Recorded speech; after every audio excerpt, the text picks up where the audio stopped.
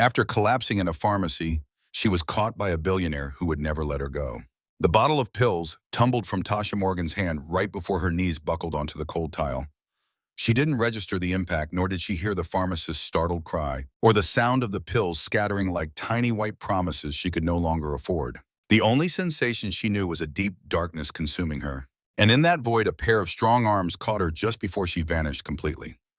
When her eyelids fluttered open 17 seconds later, she was gazing into the most worried set of blue eyes she had ever seen. They belonged to a man dressed in a designer suit that was probably worth more than her rent. A man who held her as if she was precious. "Don't you move," he said softly. His voice was warm and solid. "You're safe. The pharmacist is dialing 911. No. The word escaped as a faint whisper. Yet Tasha managed to push herself into a sitting position. The room spun around her alarmingly. "No ambulance. I can't afford it. I'm fine, family." Welcome back to Tales That Touch, where we share emotional stories of love with you. Because the truth is, love and death are two things no one can escape. You never know when, how, or where they will appear. It's never too early, and it's never too late. If you're just finding our channel, be sure to subscribe and click the notification bell right away so you won't miss what's coming next. And for all of our returning viewers, thank you so much. We are so grateful for you. Now make sure you stay with us through the end of this story. Please leave a comment, your thoughts, and like the video. Let's get back to it. She was not fine. She hadn't been fine for 3 months, 2 weeks, and 4 days. Not since the day she received the diagnosis that made her life feel like a countdown she couldn't stand to watch.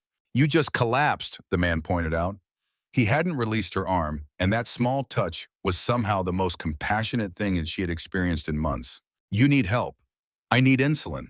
Tasha's attempt at a laugh came out sounding broken, which now cost more than my car payment, apparently. "So unless you happen to be handing out miracles today, I really ought to get up and figure out what to do." Tears were streaming down her face. Good heavens, she was weeping in front of a total stranger in a Charleston pharmacy at 3 o'clock on a Thursday afternoon. Rock bottom, it turned out, had a tile floor, fluorescent lighting, and smelled of hand sanitizer and broken dreams. The man, who was tall and perhaps 35, had dark hair that was perfectly styled. Even as everything in Tasha's own life was falling apart, he stared at her as if she had just punched him in the gut. "How much?" he asked quietly. "Pardon me, the insulin, how much is it?" Tasha really wanted to tell him it was none of his business to pull together her remaining dignity and stride out of that pharmacy with her chin up. But she was just so worn out, so frightened, and so tired of pretending she had everything under control. $3,400, she whispered, for a 3-month supply. "My insurance wouldn't cover it because they claim a cheaper version exists, but that one isn't effective for my kind of diabetes. So essentially, I can either find the money or I can die. Those are really my only 2 choices right now." The pharmacist reappeared beside them, phone in hand, her face a mask of concern. "The paramedics are 2 minutes out." "Call it off," the man instructed, never taking his eyes off Tasha. Turning to her, he said, "I'm Logan Pierce, and I'm going to pay for your medicine. You don't even know who I am. I know you need help. That's all I need to know." Tasha shook her head, the motion making her feel faint again. "I can't allow you to do that. I don't accept money from strangers. I don't accept it from anyone. I work for what I have." "Then call it a loan." Logan's jaw grew tense. "Or don't. Think of it however you need to so you can stay alive. But I refuse to leave here knowing you don't have the means to survive." Something in his tone suggested he truly understood the feeling of being desperate and in need of saving. But that didn't add up.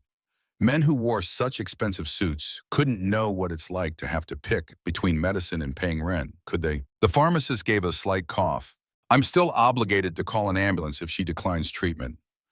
"She is not declining treatment," Logan interjected gently. "She is going to receive her medication, and then I will personally see to it that she arrives home safely correct."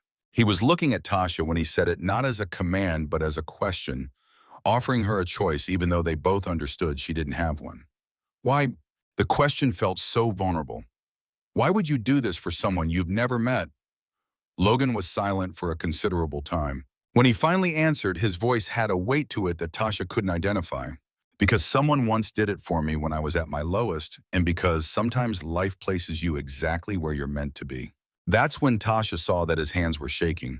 This man, this wealthy, polished stranger who had shown up from nowhere to catch her fall, was also afraid. He might not be afraid of the same things that scared her, but he was afraid of something. He was human under all that costly fabric and quiet self-assurance. Okay, she finally breathed out. Okay. Logan helped her get to her feet. The room swam for a moment, but then steadied. The pharmacist hurried back to the counter, a wave of relief on her face as she started to process the purchase. Tasha felt like an imposter living out a scene from a life that wasn't hers. The kind of person who gets a lifeline instead of being left to suffocate under crushing medical debt, rejected claims, and a healthcare machine that puts money before people. I'll get you back every penny, Tasha managed to say, watching Logan pass his black card to the pharmacist, without batting an eye at the number on the screen. I swear, it might take me forever, but I promise I will. We can figure that out later. Logan said, his gaze meeting hers with an unexpected gentleness. It was a look that made her chest seize up for reasons that had zero to do with her blood sugar. For now, all that matters is that you're going to be okay. I'm not even sure I am, she confessed, the admission feeling both risky and vital. Okay, you see my job, the one with the decent insurance, I lost it 2 months back. Now I'm just patching things together with freelance gigs, but none of it covers a thing. I've burned through all my savings. I'm late on my rent. And then this. Her gesture took in the whole pharmacy counter. This was it. This was the last stop before I threw in the towel for good. She had no idea why the words were pouring out of her. She couldn't explain why being here with a total stranger felt more secure than she'd felt by herself in her own apartment for weeks. Logan's face changed, his expression becoming unreadable. What did you do before all this? I was a family therapist. My focus was on grief, counseling, and childhood trauma. I ran my own practice for 6 years, right up until the overhead became too much to handle and I just couldn't stay afloat. It turns out that putting people back together doesn't exactly pay the bills. The acid in her own tone caught her off guard. Now I shuttle groceries around and drive for a rideshare service, trying my best to forget about the families I had to leave hanging in the middle of their treatment. That isn't abandonment, Logan said softly. That's just surviving.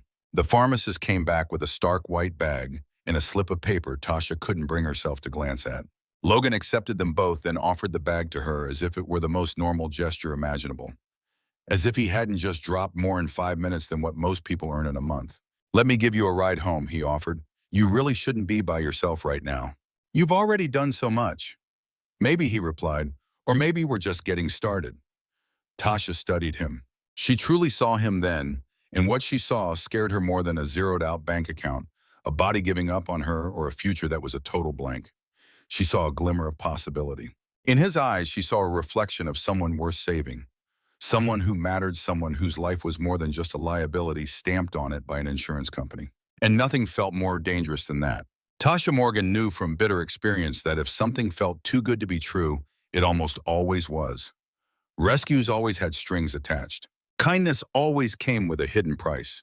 Yet Logan Pierce was already heading for the door, glancing back with those stunningly blue eyes. And despite everything, Tasha found her feet moving, following him toward a feeling that tasted suspiciously like hope. She followed, fully aware that hope was the most painful thing to lose. The Charleston afternoon sun wrapped around them like a warm blanket the moment they stepped outside. Spanish moss hung like lace from the old oaks that bordered the street. Tourists wandered by with their cameras and glasses of sweet tea, oblivious to the fact that Tasha's universe had just been knocked off its axis inside that drugstore. His car was precisely what she'd pictured, sleek black, and costing enough to support a family for a year. He held the passenger door open for her, but Tasha paused. I can just get an Uber, really. I'm sure you can. Logan offered a small, sincere smile. But you're not going to, because I have a feeling you're exhausted from handling everything on your own. And also because maybe, just maybe, you want to know why a man you met 30 seconds ago just paid for your prescriptions without a second thought. He wasn't wrong. Damn it, he was right on every single point. Tasha sank into the passenger seat, gripping the bag of medicine like it was a lifeline and questioning what exactly she had just gotten herself into.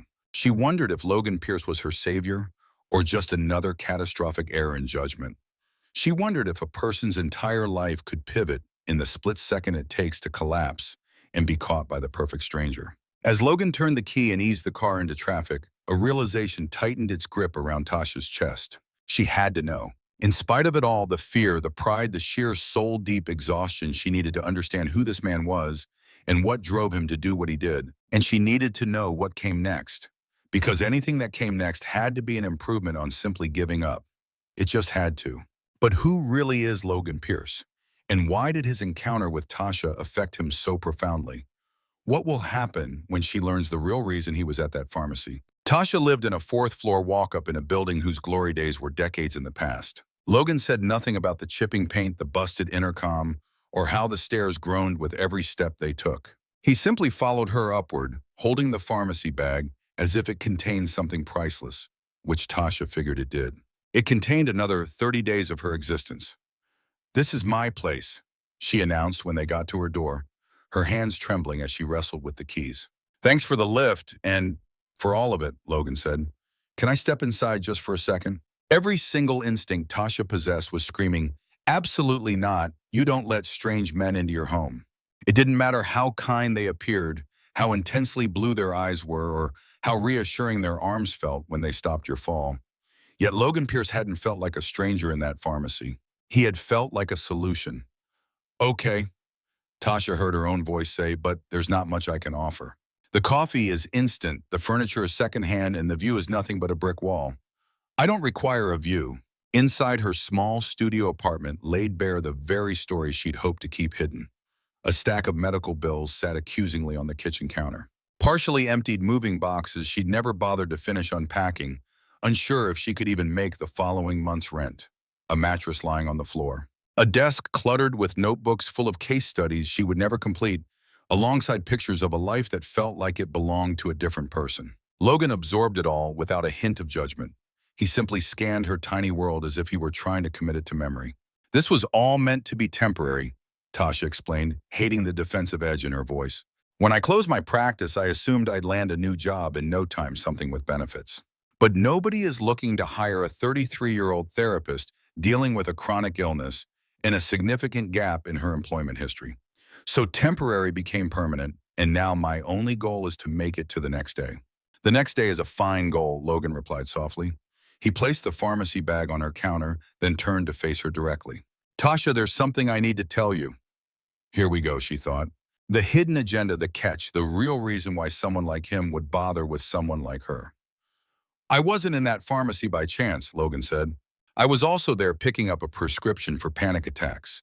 They began about 6 months ago after my father passed away, and I had to take over his business, Pierce Development. Perhaps you're familiar with it." Tasha's breath caught in her throat. Pierce Development, the real estate giant that had completely transformed Charleston's waterfront. The corporation valued at billions. The name that was a fixture in business journals, at charity galas, and on buildings across 3 states. "You're that Logan Pierce," she whispered.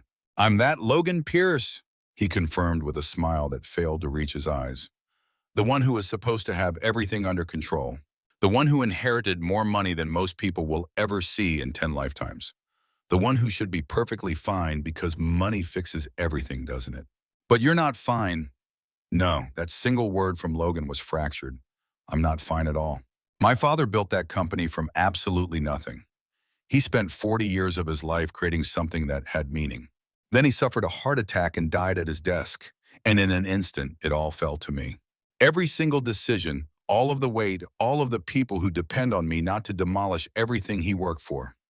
He drifted to her window, gazing at the brick wall as if it held some kind of answer. "The panic attacks began in board meetings, then spread to business dinners, and eventually started happening at home alone at 3 in the morning. I just lie awake gripped by the terror that I was going to destroy everything my father had built. My doctor wrote me a prescription, but each time I went to get it filled, I felt like a complete failure, like I ought to be strong enough to manage this on my own." Tasha understood. My God, did she understand that shame, that feeling of being betrayed by your own body, of needing help you couldn't bring yourself to ask for. "Why are you sharing this with me?" she asked gently. Logan turned back to face her, his eyes shining with tears he wouldn't let fall. "Because when I saw you collapse, when I overheard you saying you couldn't pay for your own medicine, something deep inside me just shattered. There I was, worried about appearing weak for needing anxiety medication that I could purchase without a second thought. And you were literally making a choice between living and dying over money. It put my own situation into sharp relief. So I'm your dose of perspective," Tasha said, the words emerging sharper than she intended. "Your little reminder that someone else always has it tougher." "No." Logan crossed the small room until he stood directly before her, close enough for her to see the deep exhaustion etched into his features. The kind of weight that no amount of wealth could ever hope to lift. You're the first genuine thing to happen to me in 6 months. Everybody else in my life wants something. Business partners want to make a deal. Women are interested in the Pierce name. Friends just want to be part of the lifestyle, but you didn't even want my help. You resisted it. And as soon as you accepted, your first thought was about how to compensate me. He laughed, and the sound was fragile and broken. Do you have any idea how uncommon that is? How incredibly rare you are? Tasha's heart began to flutter in a dangerous way that was completely unrelated to her diabetes and entirely about the way Logan was looking at her as if she were a person worth discovering, worth rescuing, worth more than her mountain of medical debt, her failed career, and her precarious future. I ought to get going, Logan said, but he remained rooted to the spot. I've taken up more than enough of your time. I simply needed you to know that I wasn't just some wealthy man playing the hero. I was someone who needed to help you just as much as you needed to be helped. Does that make any sense at all? Yes, Tasha breathed out. It does. In the cramped space of her apartment, two shattered souls stood there meeting, a product of the most terrible timing. Or perhaps the most perfect. Maybe the universe's timing is always flawless when two people hit rock bottom, desperate for a hand to hold. Can I see you again, Logan asked. That raw plea in his voice almost broke her. It wasn't about wanting a favor or collecting a debt. It was simply a desire to know her. The person behind the facade, the professional who guided people through their deepest sorrows. The warrior battling every day just to stay afloat. The one who quieted the loneliness inside him. Every rational part of Tasha screamed to refuse. She understood that a man like Logan Pierce was a guaranteed recipe for pain. They existed in different universes. Their paths were never meant to cross. His reality was billion-dollar properties and black-tie fundraisers. Hers was making insulin last and climbing 4 flights of stairs. Yet gazing at him, she saw past the famous surname, the immense wealth, and the sprawling business. She saw a soul who knew the feeling of being pulled under, a person who had steadied her stumble and refused to let her fall even when it would have been easier. She recognized someone who craved to be truly seen with the same desperation she felt. I have one condition, Tasha said. Anything. You let me get you coffee tomorrow. On me. From that cheap spot on the corner that's all about the brew, not the vibe or the Instagram posts. Just straightforward coffee. A genuine smile finally lit up Logan's eyes. That sounds absolutely perfect. And in return, you'll tell me about your dad, the business, and the reality of taking over another person's legacy and attempting to shape it into yours. Only on the condition that you open up about your work and about the families you've supported and what drew you to helping those who are mourning. Deal. Tasha offered her hand, and as his fingers closed around hers, a jolt shot straight up her arm. Tomorrow at 9 a.m., the cafe on Meeting Street. I will be there. Logan gave her hand a single firm squeeze before releasing it. He walked to the door, then stopped, his hand resting on the handle. Tasha. Yeah, thank you for what? For letting me step in, for being honest with me, for just being you. His gaze lingered on her for a final moment, as if committing every detail of her face to memory. For showing me that our humanity is not a flaw, it is our greatest strength. And just like that, he was gone, leaving Tasha by herself in the apartment, with only her prescriptions and a wildly beating heart for company, along with the powerful feeling that her entire world had just shifted on its axis. She dropped onto her bed, grabbed her phone, and did the only logical thing she could think of. She searched for Logan Pierce. Pictures crawled onto the screen, hampered by her spotty internet connection. There was Logan sharp in a suit cutting a ceremonial ribbon. Logan shaking the governor's hand. Logan at his own father's burial, looking like raw determination, was the only thing keeping him upright. And then Logan in hospital scrubs, gently holding the small hand of a young patient. The text below the photo said CEO of Pierce Development volunteers at the same children's hospital that cared for his late mother. His mother. Tasha tapped the link, her chest constricting with every word she read. When Logan was just 12, his mother had passed away from complications related to diabetes. Type 1. The very same kind Tasha lived with. The kind where insulin was not an option, but a necessity for life. His actions at the pharmacy had not just been for a stranger. He had been helping his mother's memory. The woman he was powerless to save as a boy, too young to grasp that some wounds cannot be healed by wealth, affection, or frantic pleas to a cosmos that often remains silent. Tasha shut her phone off, clutching it tightly to her chest. Tomorrow would bring coffee and honesty, and perhaps, just perhaps, two souls who had been floundering alone for far too long might finally learn to stay afloat together. Beyond her window, the evening bells of St. Michael's Church rang out across Charleston. Their chimes had marked the passage of time for generations, for lovers, for warriors, and for those who simply would not quit. Surviving was all Tasha Morgan had ever known. But with the promise of tomorrow of Logan Pierce, of unpretentious coffee, and the profound connection they now shared, maybe she could become something more. Not just a person who gets by, but a person who truly lives. So what is next now that Tasha knows Logan's mother passed from the very illness she battles?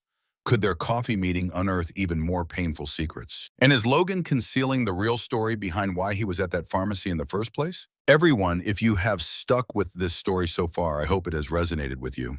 Drop a comment below to share your thoughts and let me know where you are tuning in from. And please do not forget to hit that like and subscribe button if you have not already. And if you got something out of this story, smash that like button. It makes a huge difference for the channel. Tasha got to the cafe 15 minutes ahead of schedule, giving her a full 15 minutes to completely freak out. She had cycled through 4 different outfits that morning before landing on jeans and a green sweater, an old favorite from before her world crumbled. She put on some makeup for the first time in ages, only to remove most of it, terrified Logan would think she was making too much of an effort, which of course she absolutely was. The cafe itself was just as she had described it. It was simple, with a random collection of chairs and served coffee in basic white cups, completely devoid of any picture-perfect foam designs. It was the kind of cafe where conversations were genuine, not just performances for an audience. Tasha got 2 black coffees and settled them at a table in the corner, then took out her phone, her eyes fixed on those photos of Logan she'd discovered last night until everything became a blur. His mother was 31 when she passed away. Tasha was 33. The arithmetic felt like a countdown she refused to acknowledge. "You look like you're plotting an escape."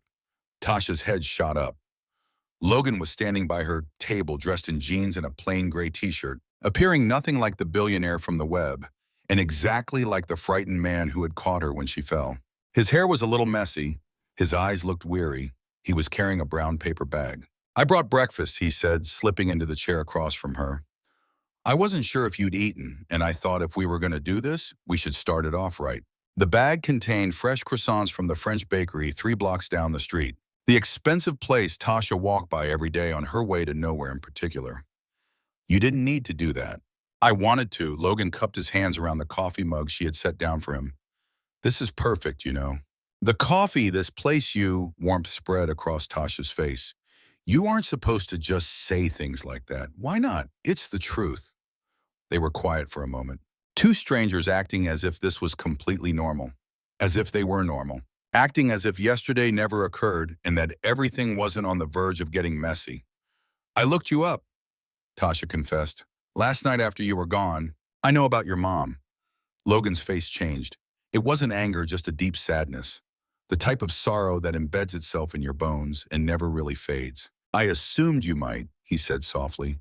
"That's why I need to tell you myself before we take this any further. My mother passed away when I was 12, from diabetic ketoacidosis. She'd been making her insulin last longer because my dad's business was in trouble and they couldn't pay for the full prescription. She insisted to him that she was okay. She told everyone she was managing right up until the day she wasn't." His voice trembled. "I found her. I came home from school and discovered her unconscious in the kitchen. I called 911. I did everything the operator told me to, but we were out of time. She had waited far too long. She had hidden it too effectively." Without a second thought, Tasha reached over the table and clasped his hand. "Logan, when I saw you yesterday, when I heard you say you couldn't afford your insulin, I saw her. I saw my mother having to make that same terrible choice. And I just couldn't." He paused, swallowing with difficulty. "I couldn't allow the same story to play out again. I couldn't just stand there and see another woman die because our medical system prioritizes money over people's lives." "Is that the only reason?" Tasha inquired gently. "Because I was a reminder of her." Logan looked up, his eyes intense. "No, that is the reason I stepped in, but it is not the reason I am here. I am here because when I drove you home, when we were in your apartment and you weren't pretending that you were fine, I felt a connection I haven't had in 6 months. I felt grounded. present, like I was more than just the company and the wealth and the name. He gently squeezed her hand. I'm here because you see me, Tasha, not Pierce Development, not my father's shadow, but just me. The man who is on anxiety medication and gets panic attacks in the middle of board meetings and isn't sure if he'll ever be good enough to take his father's place. You're here because I'm shattered enough to see that you're shattered too. Tasha's words weren't romantic, but they were truthful. Perhaps. Logan offered a small but sincere smile. Or maybe we are both just done with acting like we have everything figured out. Maybe that's enough of a foundation to build on. Tasha yearned to believe him. She yearned to think this had a chance. But she'd been taught it the hard way that wanting something doesn't make it a reality. I need you to understand one thing. She stated, I am not a project that you can repair. I am not your mother getting another chance. I am simply a woman dealing with a chronic illness, with no work, no insurance, and a future that seems very bleak right now. If you are here because you believe you can be my savior, then you should go because I don't need to be saved. I need someone who will view me as an equal, not as a charity project. Logan did not release her hand. I don't believe you need saving. I believe you need what we all need. Someone on your team, someone who is there for you. Someone who remains by your side even when life gets difficult. Things are already difficult. In that case, they can't get much worse, right? Tasha couldn't help but laugh. That is some awful logic. I'm a businessman, not a philosopher. Logan broke off a piece of the croissant and gave it to her. Eat. Then tell me about your career, about the families you counseled. I want to understand the person you were before diabetes and insurance corporations tried to make you invisible. So Tasha spoke.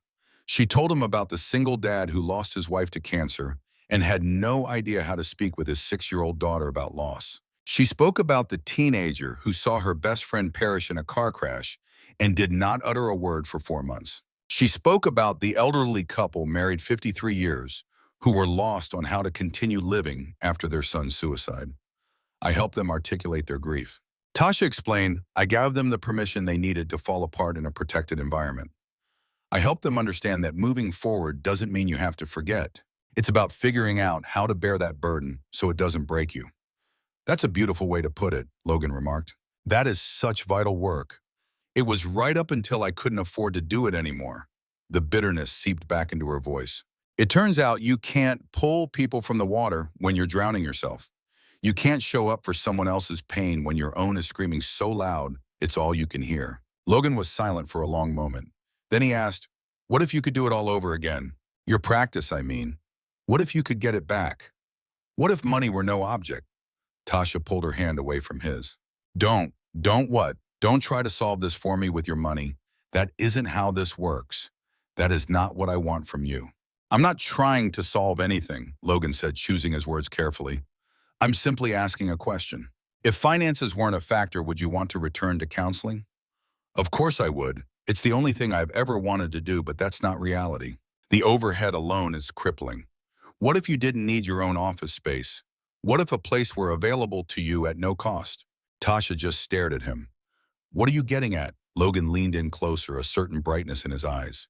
It was a look that resembled hope. Pierce Development just wrapped up the renovation of the old medical building on Calhoun Street. We're transforming it into a wellness center for the community. We'll have doctors, dentists, and mental health services all in one place. Fees will be on a sliding scale based on income. It's a part of my father's final project. It was something he initiated before he passed away. That's extraordinary, Tasha said, speaking slowly. But I'm still not following. We're looking for a grief counselor. Someone with a specialty in trauma and loss. A person who is genuinely committed to helping people heal, not just collecting a check from their insurance. Logan's voice was filled with intensity. Someone just like you. Tasha felt her heart begin to pound. You can't be offering me a position. We only just met yesterday. I can't offer you anything directly until you've interviewed with our center's director. But what I can tell you is that we have an opening and you're qualified. And if you're interested, I will personally make the introduction. This is completely crazy. Maybe it is, Logan smiled. But is it wrong you need a job? We need someone with your skills. You want to help people. We want to bring care to communities that can't afford traditional therapy. How is any of that crazy? It was because it all seemed too simple, too flawless, too much like a storybook ending. And Tasha had long since learned that fairy tales don't happen in the real world. But Logan was looking right at her as if he believed in them anyway, music. As if he believed in her. I'll give it some thought, Tasha heard herself say. That's all I ask. They finished their coffee at a leisurely pace, discussing Charleston, their favorite books, and childhood aspirations that had nothing to do with diabetes, deceased fathers, or the crushing weight of other people's expectations. Logan shared what it was like growing up, seeing his dad build an empire from scratch. Tasha, in turn, told him about the grandmother who raised her after her parents were killed in a car crash when she was just 8. So that's the reason you became a grief counselor. Logan stated it as a fact, not a question. Yeah, I knew what it was like to lose everything and have to rebuild a life around that empty hole. I wanted to help other people do the same. Did you manage to rebuild yourself? Tasha debated, telling a lie. She thought about saying, yes, absolutely, I'm perfectly fine now. But Logan had offered her his truth and she owed him the same. I thought I had. I established my practice, I was helping others, and I made myself believe I was healed. But then I received my diagnosis and it was like losing my parents all over again. It was like being 8 years old and having the sudden harsh realization that life isn't fair and that sometimes awful things happen to wonderful people for no reason at all. Do you still think that's true? Logan asked. That bad things just happen randomly. I'm not sure what I believe any longer. Logan reached out for her hand again, and this time Tasha let him take it. I think he said slowly that sometimes terrible things happen to put us in the exact right place for wonderful things to find us. I think my father had to pass away for me to truly grasp what is important in life. I think you had to become ill and lose your practice so that you'd be standing in that pharmacy yesterday when I walked in. That's a nice sentiment. It's not a sentiment, it's hope. And I know that hope can feel dangerous when you've been let down too many times. But Tasha, he squeezed her hand gently. What if this is finally the real thing? What if we are both exactly where we need to be? Tasha wanted to believe him. God, the ache to believe him was so strong it was a physical pain. I should get going, she said instead. My grocery delivery shift starts in an hour. Logan gave a nod, but the disappointment in his eyes was unmistakable. Can I see you again tomorrow next week whenever you're up for it? I don't think that's a very good idea. And why is that? Because I'm falling for you, Tasha thought. Because you are making me want things I can never have. Because in real life, guys like you don't end up with women like me. Because I am afraid, she said out loud. Because this feels too perfect to be real. And when things seem that way, they usually are. Logan stood rounded the table and then knelt by the side of her chair. So they were looking directly at each other. I'm just as scared, he admitted in a low voice. To be honest, I'm terrified. But the thought of leaving and forever asking myself, what if, scares me even more. Doesn't it scare you? Oh God, yes, Tasha breathed. Yes, I'll get in touch. You promise, I promise. Oh, my loss. A small smile played on Logan's lips as he brushed his fingers against her cheek, and just like that, he left. He stepped out of the cafe, returning to his world of billions, leaving Tasha behind with a lukewarm cup and a warm pastry and a heart fluttering with perilous, unbelievable possibilities. Her phone vibrated, a message from a number she didn't recognize. It's Logan, now you have my contact. Reach out when you feel ready. I'm in no rush. Tasha's eyes were fixed on the screen for what felt like an eternity before she collected her belongings and left for her delivery job. She fought to push away the image of his blue eyes, the memory of his soft touch, and the look he gave her as if she was truly worth his time, but it was a losing battle. Because whether she was prepared for it or not, Tasha Morgan was developing feelings for a man who had swooped in and vowed to stay. It was simultaneously the most frightening and incredible experience of her life. Is Tasha going to go through with the job interview? What will happen when Logan's associate finds out he's mixing business with his personal feelings for someone he's assisting? And what shocking truth is about to emerge that could ruin it all? For 3 whole days, Tasha never dialed Logan's number. 3 days spent dropping off groceries, chauffeuring unfamiliar faces across Charleston, and tossing and turning at night, haunted by the memory of his gaze and his words. I'll be here. He'd said it with such conviction. Then on the 4th day, a sharp rap on her door revealed her landlord holding an eviction notice. Tasha, I'm so sorry. Mrs. Jen offered her expression genuinely apologetic. But the rent is 2 months overdue, and I just can't afford to wait anymore. You've got 30 days. 30 days to somehow produce $4,000 she couldn't possibly earn. 30 days to locate another home that was out of her price range. 30 days until she'd be out on the street adding to her mountain of problems. After shutting the door, Tasha slumped to the floor and finally gave in to the tears. This wasn't the cinematic, graceful weeping you see in films. It was a raw, jagged sobbing that erupted from a place of profound despair and darkness, before she even consciously decided her phone was in her hand. "I'm in trouble," she typed out to Logan. "I hate needing to ask for help, but I really do. I have no one else to turn to." 30 seconds passed before his reply appeared. "Where are you?" "I'm on my way." "But you're at work." "Doesn't matter. Send me your address." She did. 20 minutes later, a suit-clad Logan was standing on her doorstep. The suit confirmed he had left a significant meeting. His tie was askew and his hair was slightly disheveled. He saw her tear-streaked face and skipped the questions entirely, pulling her straight into an embrace and just holding on as she crumbled. "They're kicking me out," Tasha mumbled against his shirt. "I'm 2 months late on rent, and I've got 30 days to get my life together, and I just can't. I can't handle all this by myself anymore. I can't go on acting like I've got it all under control." "But you are strong enough," Logan insisted with intensity. "You're tougher than anyone I've ever met. But being strong has nothing to do with being alone. It never has. I have to go to that interview, the one for your wellness center. I desperately need this job, and I despise that fact, and I loathe that you're witnessing me in this state." Logan drew back just enough to meet her eyes. "I'm seeing the real you. Flawed, authentic, and beautiful even in your darkest moments. Especially in your darkest moments. Don't try to make my suffering sound poetic. I'm not. I simply won't allow you to think that your hardship diminishes your worth. It doesn't. It makes you genuine." A laugh escaped Tasha, sounding unhinged. "You have no idea who I am. Not truly. We've been around each other for, 3 hours combined. How can you be so certain about me?" Logan fell silent for a considerable time. When he finally spoke, his voice was thick with emotion. "Because I understand the feeling of sinking while everyone on the shore is just shouting at you to kick more. I know how it feels to be desperate for a hand, but have too much pride to reach out. I know the sensation of feeling like you're fundamentally broken as a person." He gently framed her face with his hands. "And I know the relief of finding someone who truly sees all of you flaws and all and decides to stay. You did that for me, Tasha. Back at the cafe when I opened up about my anxiety, my fears, and the overwhelming weight of my late father's legacy, you didn't even hesitate. You simply heard me out as if my value wasn't tied to my utility. But you do matter. And so do you. That's my whole point. You're important to me. It's not because I see you as a project or because you're like my mother, but because you are who you are, and with you this world feels a little less lonely." Tasha felt her heart starting to do that risky thing once more. That thing where it starts to hope. "Logan, my life is a disaster. I have no job, I'm ill, and I'm on the verge of losing my home.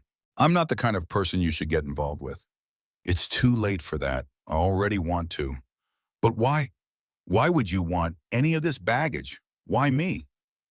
A smile touched Logan's lips. It was a smile laced with sadness, sweetness, and authenticity. "Because when we're together, the title Logan Pierce CEO disappears. I don't need the facade of perfection or the pressure of being in charge or the act of knowing everything.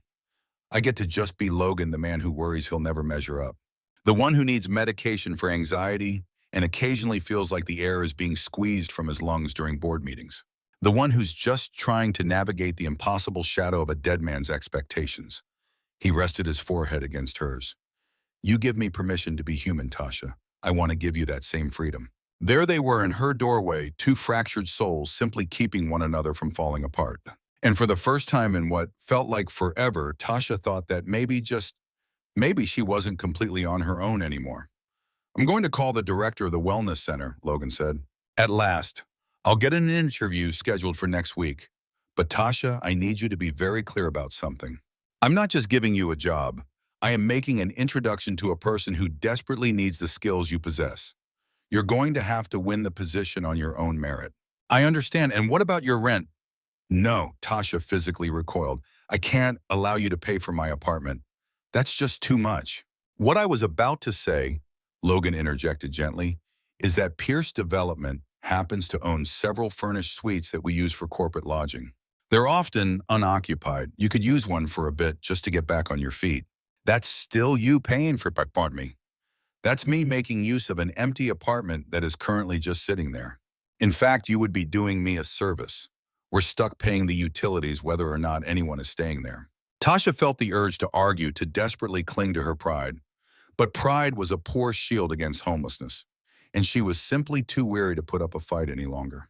For a little while, she conceded, just long enough to get a place of my own again.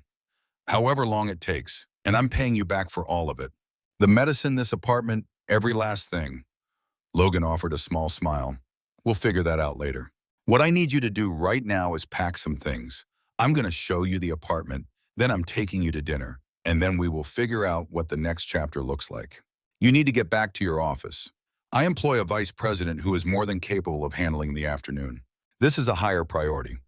Your corporation is definitely more important than my housing problem. No, Logan said with finality, it is not. And the sooner you come to terms with the fact that you are important to me, the smoother this whole process is going to be. Tasha could only stare at him, this unbelievable man who had crashed into her life 4 days ago and thrown her entire world into chaos.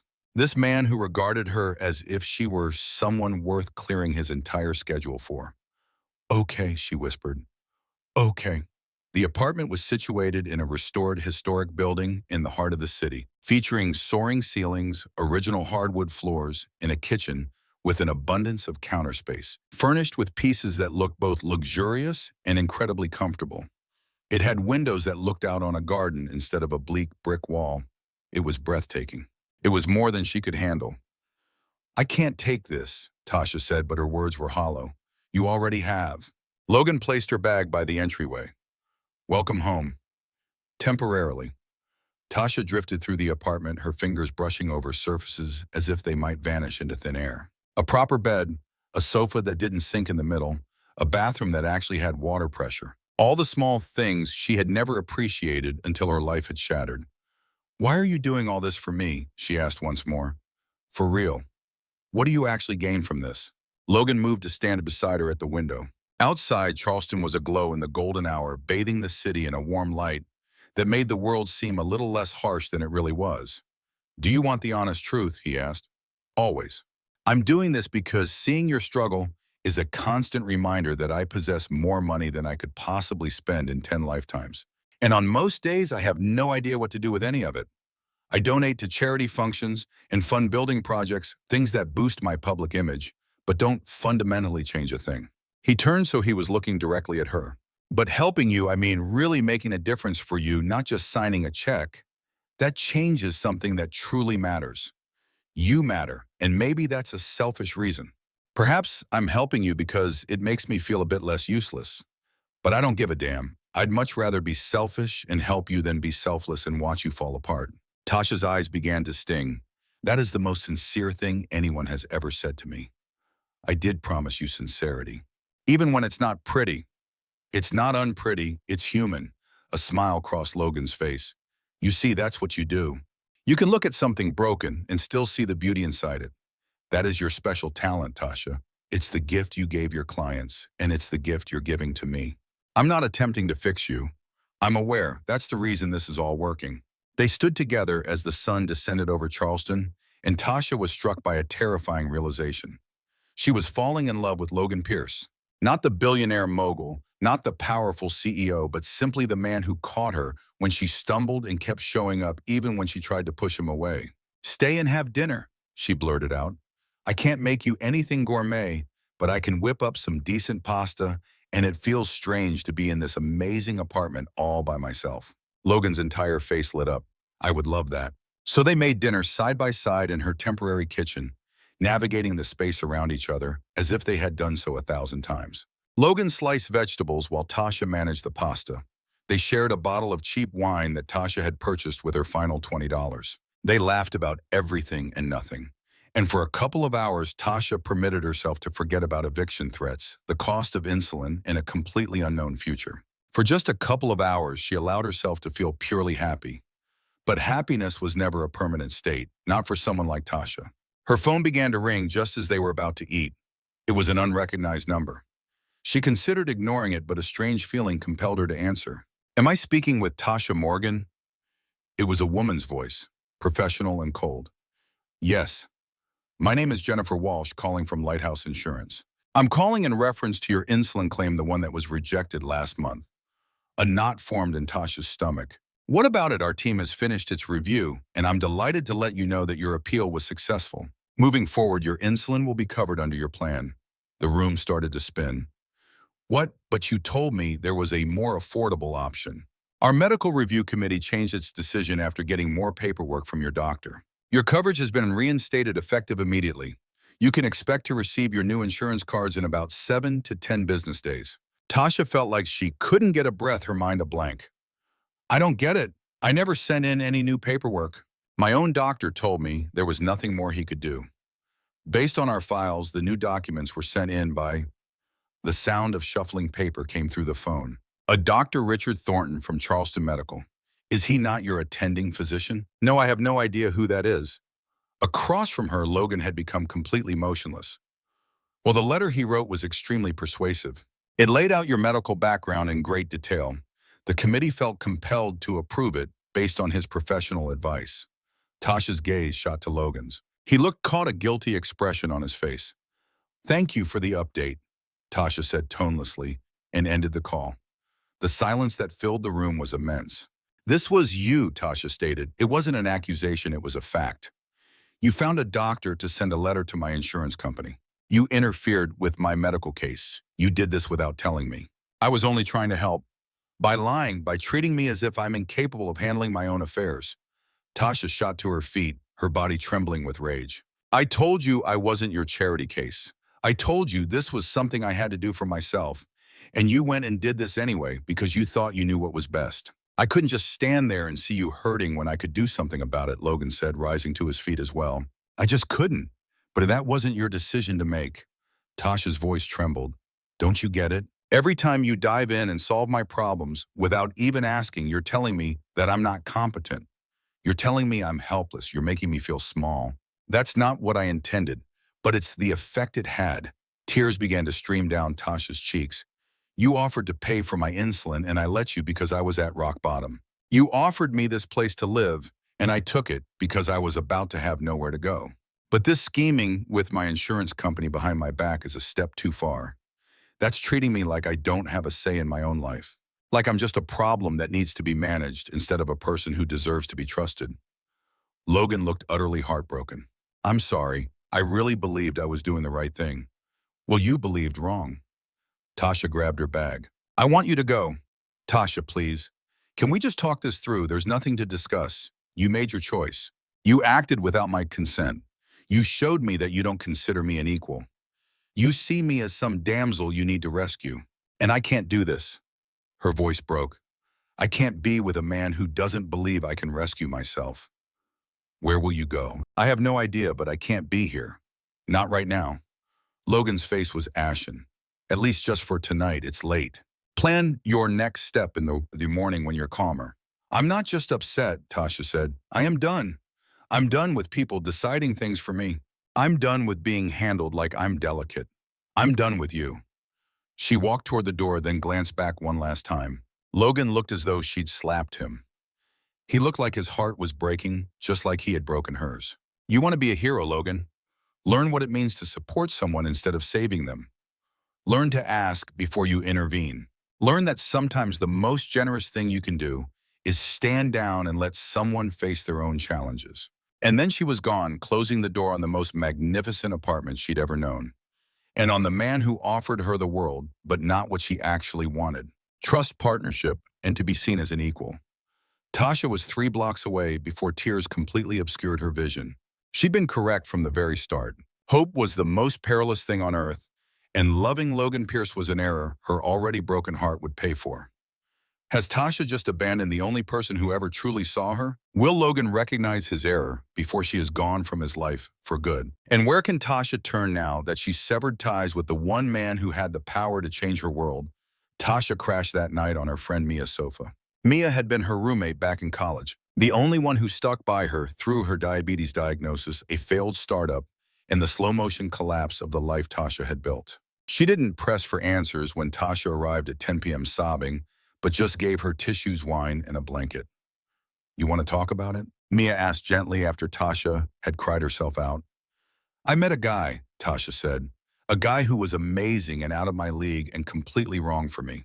The billionaire from the pharmacy. Tasha had given Mia the short version. Not all of it. Not how Logan made her feel, or the silly way her heart would pound when he just looked at her. He went behind my back, Tasha elaborated.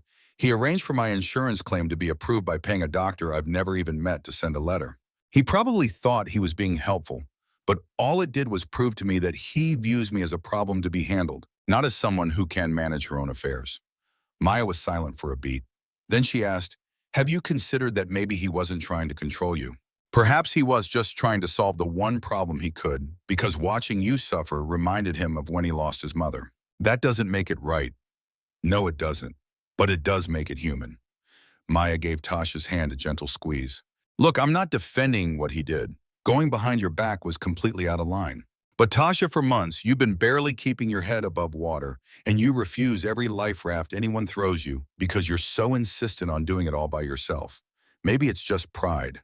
Or maybe it's fear. It's self-defense. Or perhaps you're just so terrified of needing anyone that you push away everybody who tries to lend a hand." Maya's tone was soft but firm. "When was the last time you truly let somebody look after you? I mean, really look after you without you immediately plotting how to repay them or prove you didn't require their assistance in the first place?" Tasha had no answer. "You've been on your own since you were 8 years old," Maya went on. "After losing your parents, you learned the only person you could rely on was yourself. That approach worked when you were building your career and being a pillar for your clients. But you're sick now, and you're struggling, and you are so terrified of being weak that you can't distinguish between someone trying to manipulate you and someone trying to show you they care. He doesn't care about me. He hardly knows me at all. Are you sure about that? Because from my vantage point, it looks like he understands you very well. He understands you enough to know you'd prefer to struggle in silence than to ever accept help. He understands you enough to know that if he asked for your permission, you'd turn him down. So he did what he thought would make things better. And yes, he failed, but his intentions were good." Tasha clutched the blanket tighter. "What if I let him get close and he just shatters my heart? What if I learn to trust him and he just decides I'm too much of a burden? What if he's not like that at all?" Maya cut in. "What if he's just who he seems to be, a good person, trying his best, who sometimes messes up? What if you're about to discard something genuine because you're too afraid to take a leap of faith? I don't know how to take any more leaps. I'm just getting by. Well, maybe it's time to do more than just get by. Music. Maybe it's time to start living." Tasha mulled over those words all night long. She pictured Logan's expression when she had ordered him to get out. She remembered how he held her as she sobbed. She replayed his words, "You are important to me," spoken like he meant it with every part of him. She considered what Maya had said about the distinction between someone who wants to control you and someone who is trying to love you. Was Logan trying to love her? And if he was, had she just thrown away the best thing to happen to her in years? The next day, Tasha did something she hadn't in a very long time. She phoned her old supervisor from her practice, Dr. Ellen Rodriguez, the person who had been her mentor through graduate school and had helped her launch her own counseling business. "Tasha," Dr. Rodriguez said with warmth, "I've been thinking about you, wondering how you are." "Not well," Tasha confessed, "but I think things are looking up. I need some guidance, and you're the only one I can count on to be straight with me. Always." "What's happening?" Tasha explained everything. The pharmacy, Logan, the insulin in her apartment, his meddling with the insurance, their fight. It all came tumbling out in a single breathless confession. Dr. Rodriguez listened patiently, just as she had taught Tasha to listen to her own patients. When Tasha finally fell silent, there was a long pause. "Can I ask you something?" Dr. Rodriguez finally said, "and I really need you to reflect on your answer. Okay, are you furious because Logan acted without your consent? Or are you furious because receiving help makes you feel vulnerable and you've spent your entire life associating vulnerability with being abandoned?" The question landed like a physical blow. She paused, then started over. "It could be both. I'm not sure. I think you are sure. I think you're aware that Logan made a mistake, but you're also aware that his mistake was born from a place of concern. And I believe you're using that error as a justification to flee before you get hurt. That isn't fair, is it?"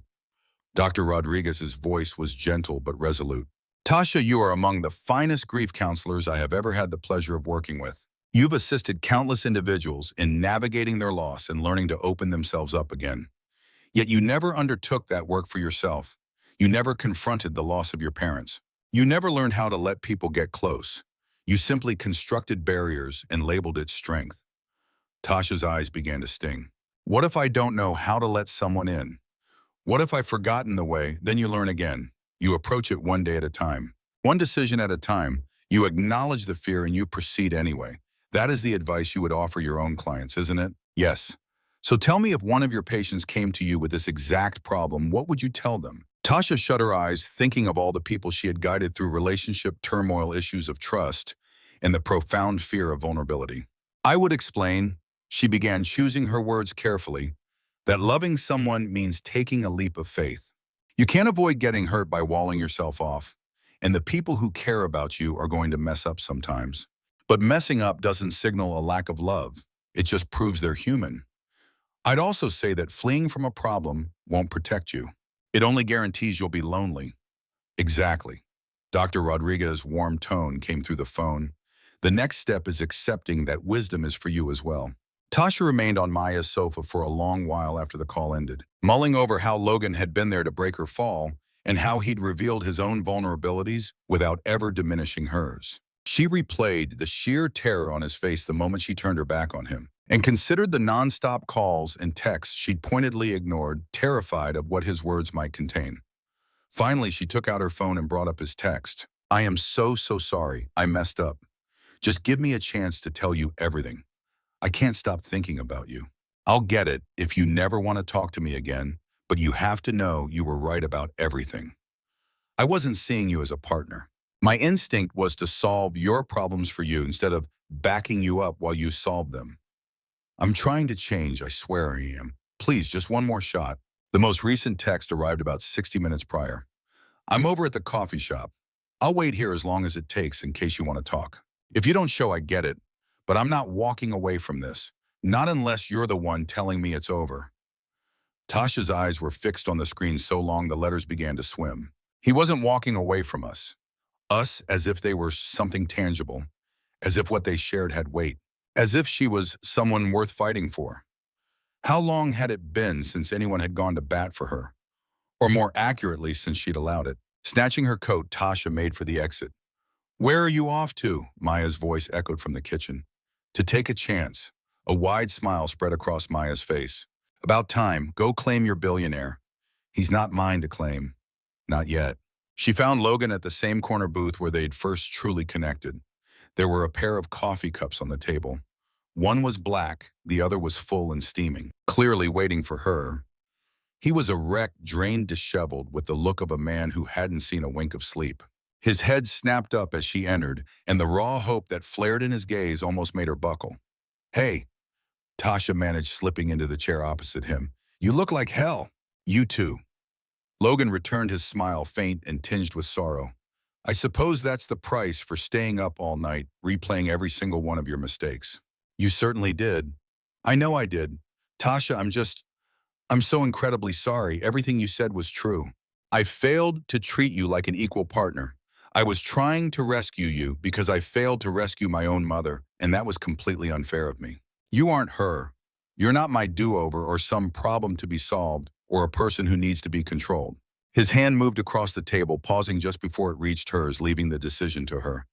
You are a powerful, resilient woman who was given an awful set of cards and has been battling nonstop just to stay afloat. And rather than having faith in your ability to continue that fight, I attempted to take it over for you. That was a mistake. It was me prioritizing my own issues over your autonomy. Tasha finally closed the distance, taking his hand. What was the real reason? Because it was agony to see you in pain, Logan admitted with raw honesty. I have all this wealth and influence, and none of it can touch the things that are truly broken. It can't bring back my father. It doesn't silence my anxiety. I still open my eyes each day, gripped by the fear that I'll never measure up. But helping you? That felt like one thing I could actually make right. One thing I could manage when the rest of my world is spinning. But I get it now, he said, his grip tightening on her hand. I wasn't trying to help you. I was trying to manage you. And there's a word for that fear. It's not love. The word love made Tasha's heart skip. Logan's gaze locked with hers. Yes, love. I realize how fast this is. I know we hardly know anything about each other, but Tasha, I can't deny that I'm falling for you. And I can't lie and say the thought of you walking away isn't the most terrifying thing I'm facing right now. Tasha's breath caught, her mind went blank, and all she could register was the gravity of his confession, landing in her soul like a treasured gift. I'm falling for you as well, she breathed out. And that scares me to death, because every person I have ever cared about has walked out of my life. My parents passed away. My grandmother is gone. Even my clients disappeared when my business went under. My entire life has taught me one lesson to love someone is to lose them. I'm not leaving. You can't guarantee that. No, I can't, Logan conceded. But I can guarantee that I will be here every single day putting in the work. I can guarantee that when I screw up, and I will screw up again, I will hear you when you call me on it. I can guarantee I'll strive constantly to be the partner you're worthy of, not the rescuer you never asked for. A partner, Tasha echoed. That single word felt solid and true. If you'll take me, if you're willing to gamble on a messed up billionaire who's still learning the basics of being a person. Tasha considered all the advice from Maya and Dr. Rodriguez. She weighed the difference between fleeing and holding her ground. She thought about how Logan had camped out in a coffee shop all night long, just for the slight possibility she might appear. And she remembered how he had simply held her while she wept, not trying to piece her back together, but just letting her be broken. She laid out her terms. Anything. First, no more going behind my back. If you want to lend a hand, you have to ask me first. You have to believe in my ability to make my own choices, especially when you disagree with them. Done. And you need to let me be there for you. It can't be a one-way street. If you're going to see me at my absolute lowest, then I need to see you at yours. The panic attacks, your fears, your sorrow, every single part of it. We are either partners in this or we're nothing at all. I can agree to that. Logan's voice was heavy with emotion. Anything else, I want you to take me on a proper date. I don't mean coffee, and I don't mean crisis control. I mean a genuine date where we get dressed up and pretend we're normal people falling for each other, not two walking disasters who stumbled into one another at a pharmacy. Logan let out a laugh that sounded full of relief. That is something I can absolutely do. When tonight at 7 o'clock, come get me from Mir's apartment, I'll shoot you the address. It is officially a date. He got to his feet, pulling her up with him, and wrapped her in a hug so tight she could feel his heart beating against her own. Thank you for giving me a second chance. I promise I won't squander it. You had better not. There isn't enough of my heart left to have it broken again. In that case, I will simply have to ensure that it remains intact. They stood there in the coffee shop, holding one another as if they were the last two people on earth. And for that brief time, perhaps they were just two damaged individuals figuring out how to heal side by side. Two frightened people discovering how to be courageous. Two lost souls that had discovered each other at the perfect moment, despite it feeling like the most inconvenient time imaginable. I love you, Logan murmured into her hair. I'm aware it's far too early to say that, but I mean it. I'm in love with you, Tasha Morgan. Tasha's eyes began to well with tears, but they were happy tears this time. They were tears of hope. I love you too, she whispered in return. May God help the both of us. When they parted, Logan was grinning as if he had just won the lottery. 7 o'clock, he confirmed. Don't you be late. I wouldn't dream of it. Logan placed a soft and sweet kiss upon her forehead. And in the next moment, he was gone, heading out into the Charleston afternoon with a bounce in his step that was new. Tasha just stood there, her coffee now cold, and her heart pounding with the impossibly wonderful awareness that she had just committed to the most terrifying thing in her life. She had made the choice to hope. She had made the choice to take a risk. She had made the choice to love. And later tonight, she was going to learn whether that choice would be her salvation or her undoing. But no matter the outcome, she was no longer by herself. And surely that had to be worth something. What exactly transpires on their first official date? Will the world of Logan's business inevitably clash with their fledgling relationship? And what will occur when Tasha's job interview makes her face whether she can truly rely on Logan's support without losing her identity? Logan arrived to pick Tasha up at 7 o'clock on the dot, driving a different vehicle. It wasn't the slick black car from before, but a vintage convertible, the shade of red wine. You have several cars, Tasha noted as she slipped into the passenger side. I actually own 12 cars, Logan confessed. I'm fully aware of how ridiculous that is, but my father had a deep love for classic cars, and after he passed away, I couldn't find it in me to sell them. So now my garage is filled with automobiles I rarely take out and memories I can't seem to part with. That's not ridiculous at all. That is love. A smile formed on Logan's face. You see, this is what you do. You manage to take my guilt and my shame and make it feel human. It is human. Grief isn't something that just expires. Your father has been gone for 6 months. You have every right to hold on to parts of him. My business partner feels I should just sell them. He says they're just sitting in one place losing value. Your business partner doesn't seem to get that certain things have a worth that goes far beyond their monetary value. Logan reached across and took her hand. I truly do love you. You know that, don't you? You may have mentioned it. Tasha smiled widely. So where are we off to? It's a surprise. They made their way through Charleston as the sun began to dip, bathing the historic architecture in shades of gold and pink. They drove by Rainbow Row with its colorful pastel homes. They continued past the waterfront, where sailboats floated gently in the harbor, and by churches with spires that had stood watch over the city for generations. Logan came to a stop at a private dock where a small boat awaited, decorated with strings of delicate lights. You have got to be kidding me, Tasha said. I gave my word we'd have a real date. This is about as authentic as it gets. The boat was utterly perfect, intimate, but in no way ostentatious. There was a table set for two on the deck with candles designed to resist the evening breeze, and a meal that smelled absolutely divine and probably cost more than Tasha's rent for a month used to.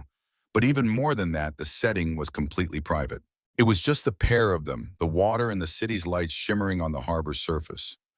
This is so beautiful, Tasha breathed as they sat down. You are beautiful. Logan answered, his eyes soft. I really wanted tonight to feel special. I wanted to make sure you knew that this is important to me. You are important to me. You might have said that as well, but Tasha was smiling. Can I tell you something? Always.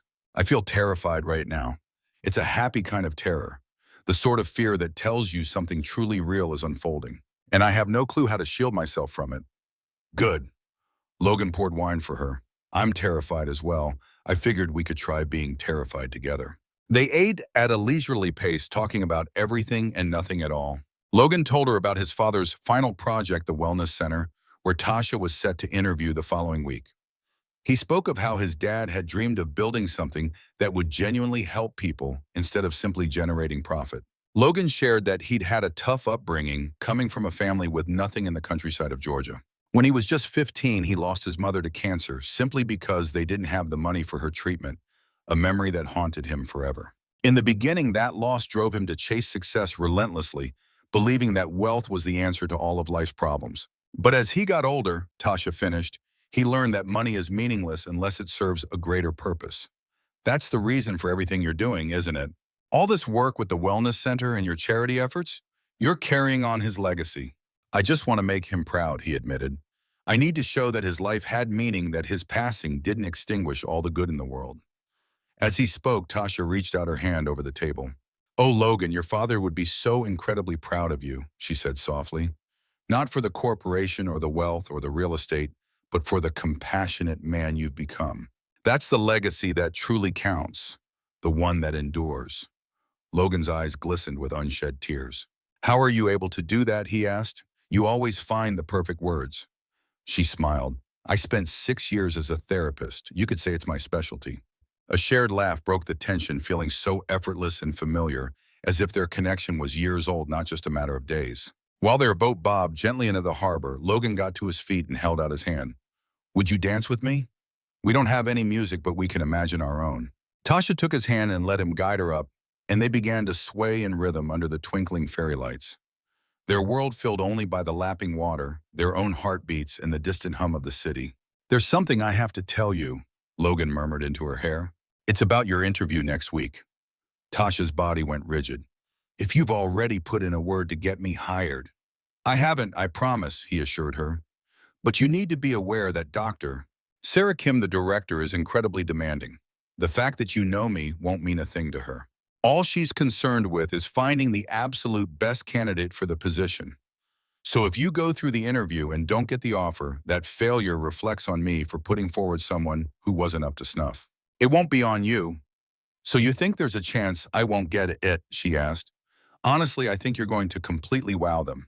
But it's crucial that you understand I have no influence here. This is all on you. You're going to earn this on your own merits, or it won't happen. Tasha felt the tension leave her body. Thank you for having that faith in me. Always, he said before gently kissing her on the forehead. And regardless of the outcome with the job, you and I are solid.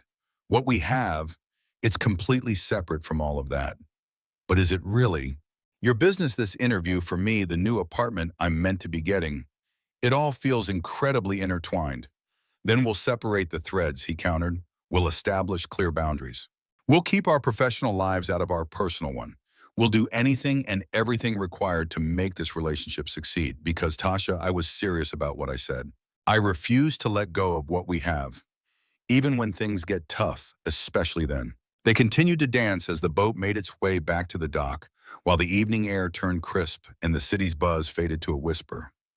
And later, when Logan brought Tasha back to Mia's apartment, he escorted her to the entrance like a true gentleman from a bygone time. I had a wonderful time tonight, thank you, Tasha said. For everything, the perfect date, your candor, your faith in me, for truly seeing who I am, and thank you for offering me a second chance for believing I had it in me to change. Logan gently held her face between his hands, then gave her a kiss that was tender, sweet, and brimming with future promise. It was a kiss that felt of fresh starts and renewed hope, a testament to two souls courageous enough to wager it all for a genuine connection. When they at last broke apart, Tasha was left completely breathless. I really should head inside, she murmured. I know you should, but I wish you wouldn't, Logan replied with a smile. I feel the same way, but the good news is we have time. All the time in the world. Tasha's voice was barely a whisper. But what if... No, he interrupted gently. No what ifs, not tonight. For tonight, let's just hold on to the belief that wonderful things can happen, that love is a real force, and that our paths crossed for a reason. Okay, she agreed and gave him one last kiss. Good night, Logan Pierce. Good night, Tasha Morgan, he replied. I'll be seeing you tomorrow. You will. Every day, he said softly. If you'll have me. I'll have you, she confirmed with a smile. Logan waited until the door closed safely behind her before he drove off, leaving Tasha standing in the hallway, feeling as though her entire existence had just been realigned toward the light. Exactly 3 weeks after that night, Tasha received the news she got the job.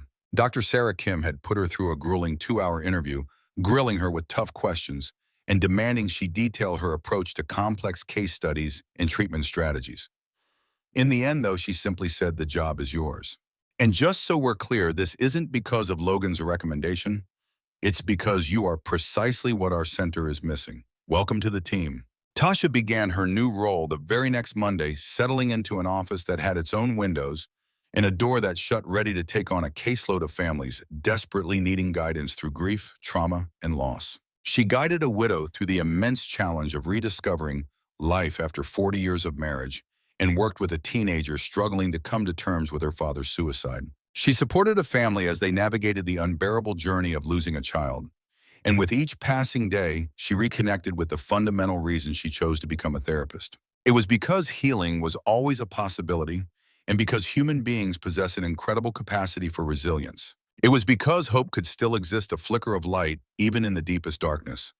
And through it all, Logan stayed true to his word. He was there for her every single day, sending good morning texts, taking her to lunch whenever she could break away, and holding her close when the weight of her job became too much, and she just needed a safe place to let go.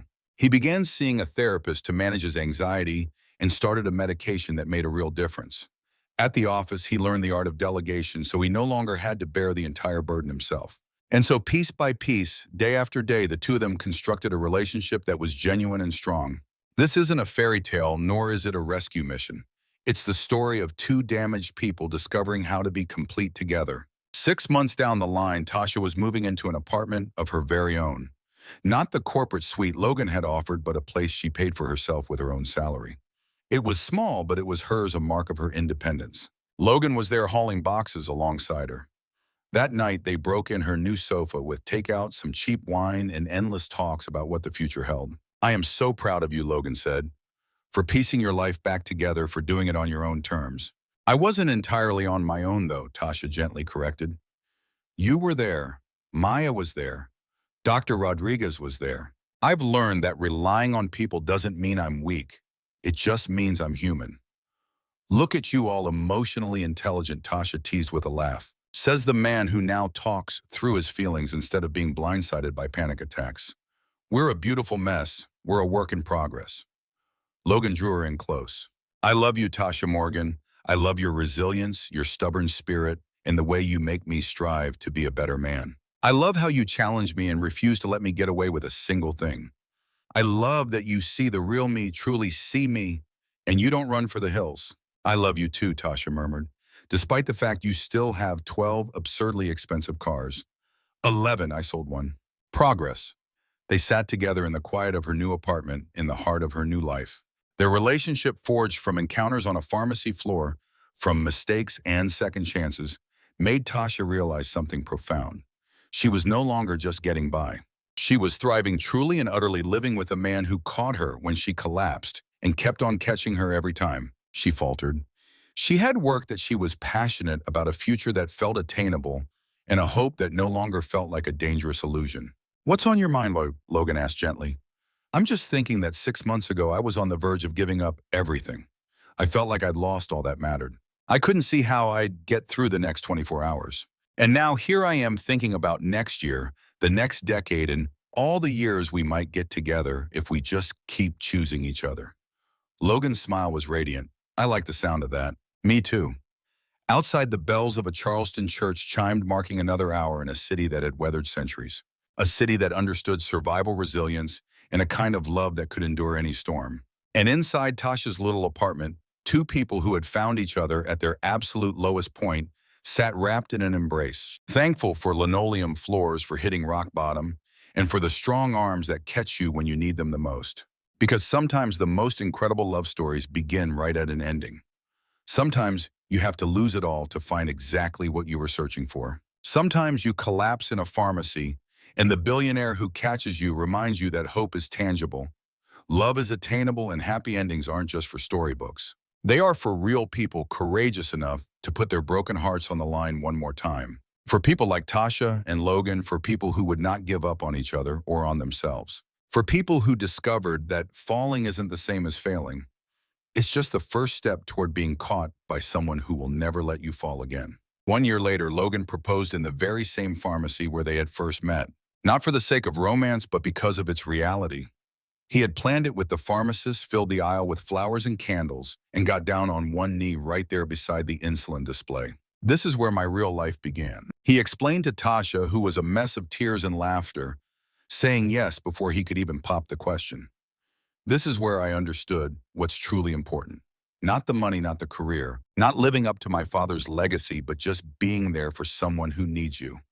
Just showing up, just love. Tasha helped him to his feet and kissed him right there in view of the pharmacist who had witnessed their entire story from the very beginning.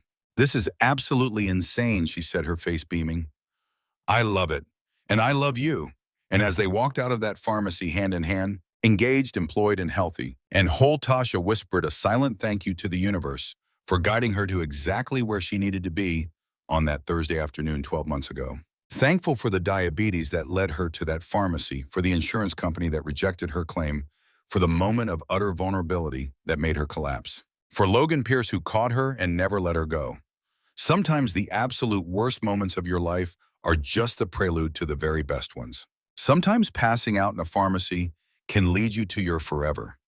And sometimes, if you're courageous enough to hope, to risk, and to love against all odds, you really do get your happy ending after all. Thank you all for watching. If you enjoyed this story, please be sure to like and subscribe. Let us know your thoughts in the comments section below. Have you ever had a moment that felt like hitting rock bottom, only to find it was the foundation for something beautiful? Remember, you are never as isolated as you think you are, and hope is always possible, even in the darkest of times. Take care of yourselves, and we'll see you in the next one.